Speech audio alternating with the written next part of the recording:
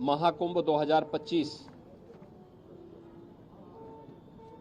की तैयारी युद्ध स्तर पर चल रही है। आज हम लोगों ने एक बार फिर से यहाँ पर शासन और प्रशासन के भी उच्च स्तर के अधिकारियों ने आकर के प्रयागराज महाकुंभ की तैयारियों की समीक्षा की है, चल रहे कार्यों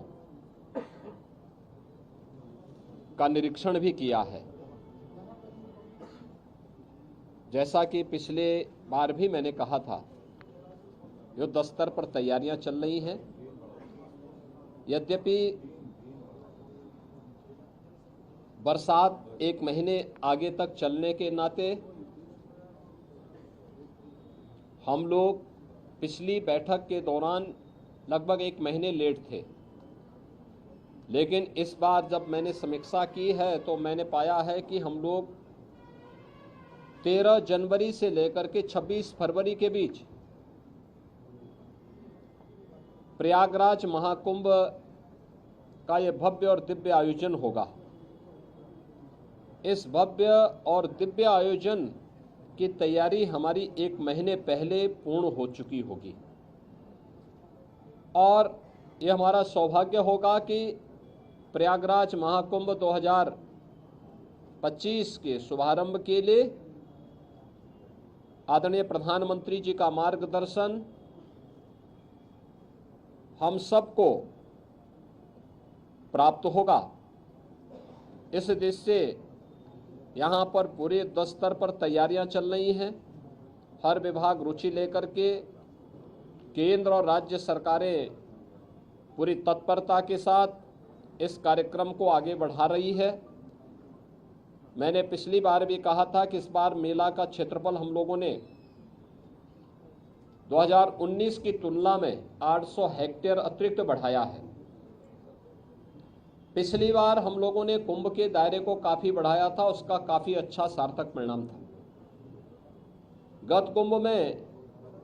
लगभग 80,000 के आसपास टेंटेज और 60,000 के आसपास संस्थाओं को हम लोगों ने प्रदान किए थे। इस बार इसकी संख्या हम ठीक दुगना 1,80,000 करने जा रहे हैं। सनातन धर्म से जुड़े हुए और भारत के अंदर भारतीयता की परंपरा से जुड़े हुए हर उस व्यक्ति को जो गंगा मैया पर, भगवान प्रयागराज पर आस्था और श्रद्धा का भाव रखता है, उन्हें यहाँ पर प्रयागराज महाकुंभ में आकर के इस पूरी व्यवस्था के साथ जुड़ने का एक अवसर पूरे देश से आने वाले पूज्य संतों को, सामाजिक और सांस्कृतिक संगठनों को यहाँ पे प्रदान किया जाएगा। इसके लिए कुंभ क्षेत्र में भी और सिटी के अंदर भी इंफ्रास्ट्रक्चर के बड़े बड़े कार्य हो रहे हैं।